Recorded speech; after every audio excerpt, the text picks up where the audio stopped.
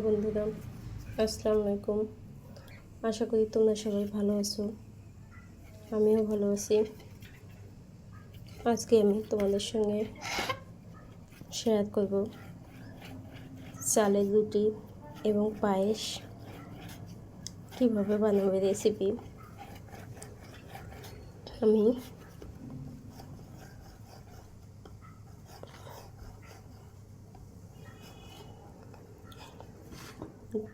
Grow করে নিয়েছি,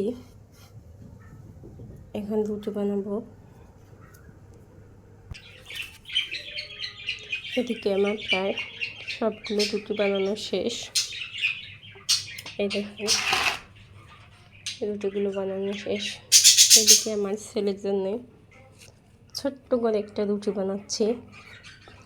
আমার ছেলে ছোট রুটি খেতে খুবই ভালোবাসে।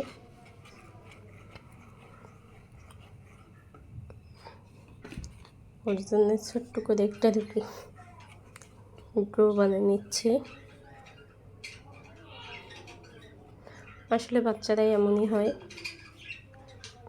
সব কিছুই একটু ওদের মন মতো করে দিতে পারলেই ওরা অনেক খুশি হয়।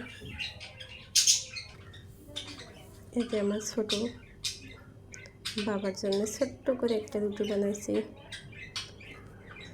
আর এদিকে রাইস কুকারে পায়েস বসাই দিয়েছি।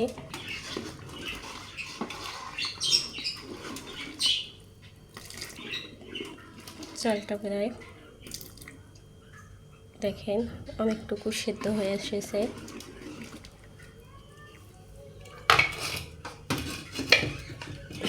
এখনো পুরোপুরি হয়নি। খুব ভালো করে আমি ঢাকনা দিয়ে ঢেকে দিলাম। আর এদিকে আমি রুটিগুলো ভাজার জন্য কিচেনে নিয়ে এসেছি।